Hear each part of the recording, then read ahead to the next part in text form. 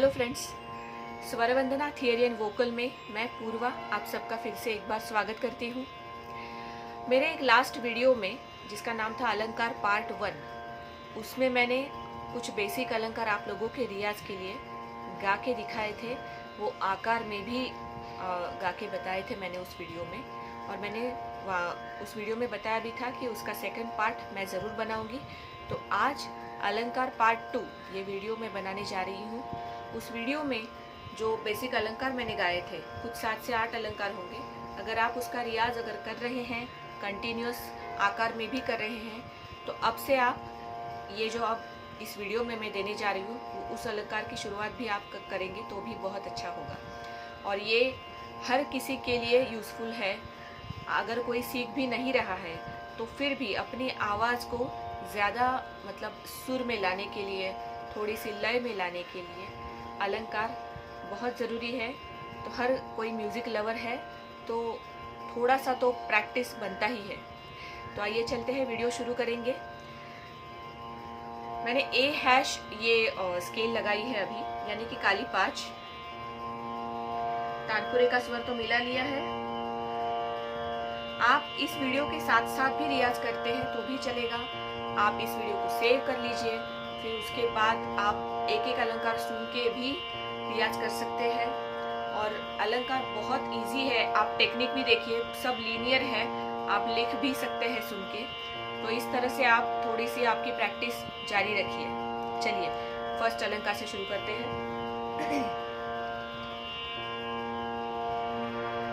जब भी आप प्रैक्टिस करें तभी ध्यान रखना है कि आपका षड्ज आप अच्छी तरह से पहले मिला लीजिए तानपुरे के स्वर के साथ।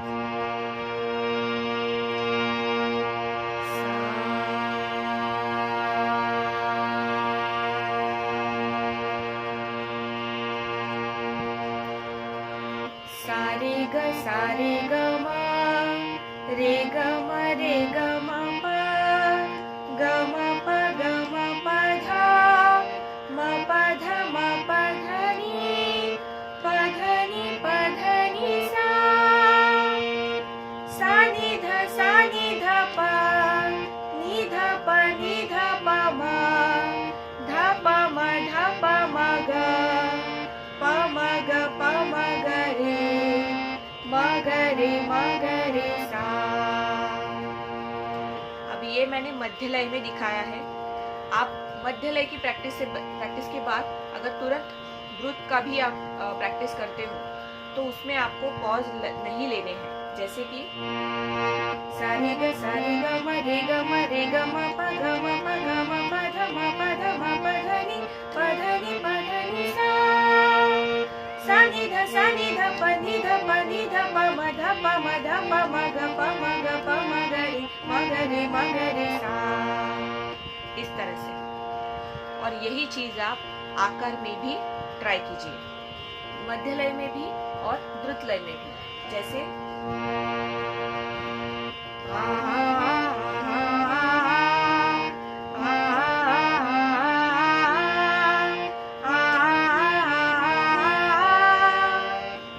आप अगर सुन सकते हैं तो देखिए मैंने हर एक स्वर को खटका दिया है। गायकी प्लेन नहीं जानी चाहिए। आपको ये ख्याल रखना है कि हर एक स्वर सामने वाले को और खुद को भी समझना आना चाहिए कि कौन सा स्वर मैंने गाया है। उसके लिए हम खटका देते हैं। आप पॉसिबली प्लेन गायकी मत जाने दीजिए। यही आपको द्रुत में भी फायदेमंद होगा।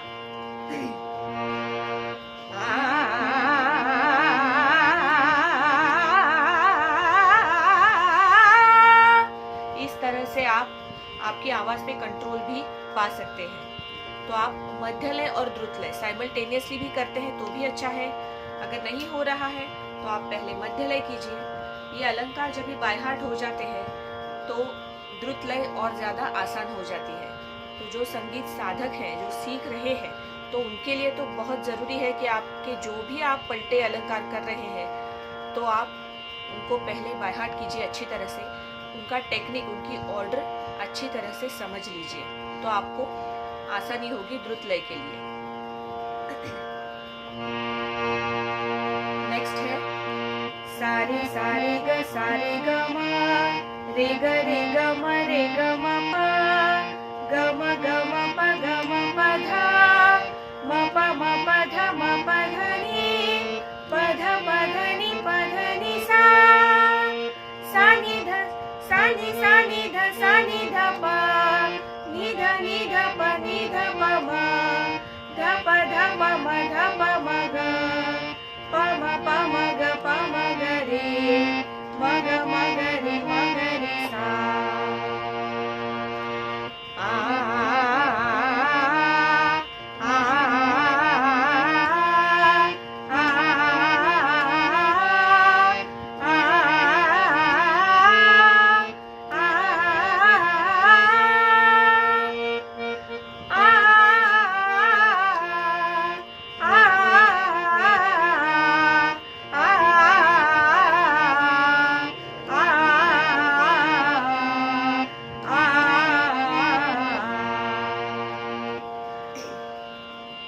जितने भी हम वेरिएशंस लेते हैं अलंकारों में, तो उस समय हर एक स्वर कितनी बार आवृत होता है उस पे ध्यान रखना चाहिए। जैसे सारे ग म, यहाँ पे एक पोर्शन में हमने षड्ज 3 बार लिया, तो वो तीनों बार इक्वल आना चाहिए, सेम लेवल पे। गाते हुए हर बार षड्ज की जगह बदलनी नहीं है, और यही हमें पाठ में भी कंटिन्यू रखना है। जैसे रे ग म प आ। अब ये द्रुत में कैसे होगा? आ, आ,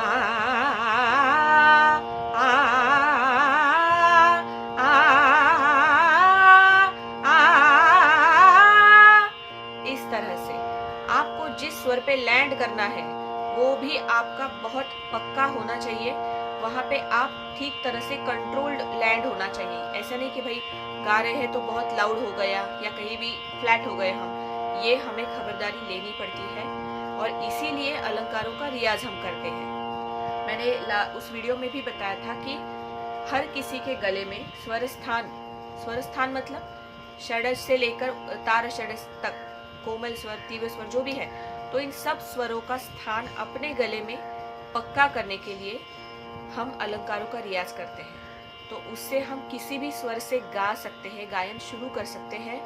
और कोई भी चीज़ अगर गा रहे हैं आप, क्लासिकल या लाइट, तो दोनों में आपको ये इस रियाज से बहुत फ़ायदा होता है, होते रहता है। गायक, हर कोई जो गायक होता है, तो उसे जब तक वो उसका गला गा रहा है तब तक उसे अलंकार का रियाज करना ही है। इसलिए मैं खुद भी करती हूँ।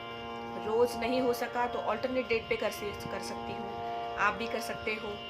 तो आप कोई डेज ऐसे फिक्स करेंगे तो अच्छा ही है। अगर नहीं आपसे हो रहा है तो आप ऐसा कुछ टाइम चूज़ कीजिए जिस वक्त पे आपका मतलब एम्प्टी स्टमक हो। जैसे आप बहुत भरपेट खा लिया और रियाज को बैठ गए, ये चीज़ आपको अवॉइड करनी है रियाज के लिए। फिर आप किसी भी चीज़ का रियाज कर रहे हो तो ये आप सावधानी लीजिए।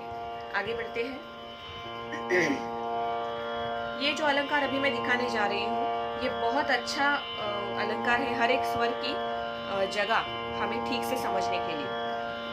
इसमें मध्य षड्ज कांस्टेंट रखना है और एक एक स्वर हमें ऐड करते जाना है। देखिए,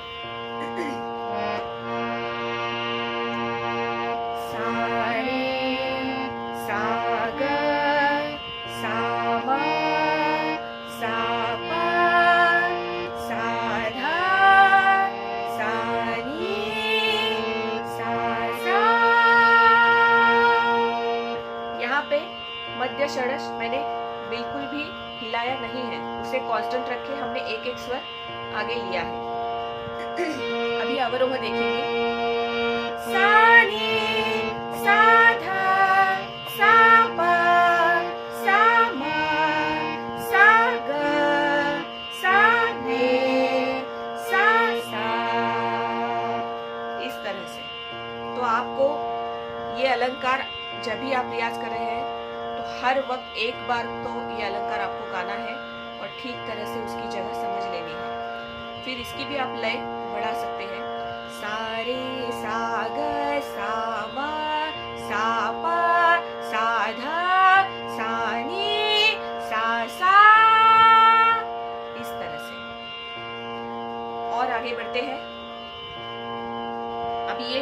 अलंकार है वो है ट्रायंगुलर अलंकार। जैसे आप षड्ज से शुरू करते हैं और आरोह अवरोह इस पैटर्न से ये अलंकार जाता है। एक स्वर तक जाके वापस हमें बैक आना है।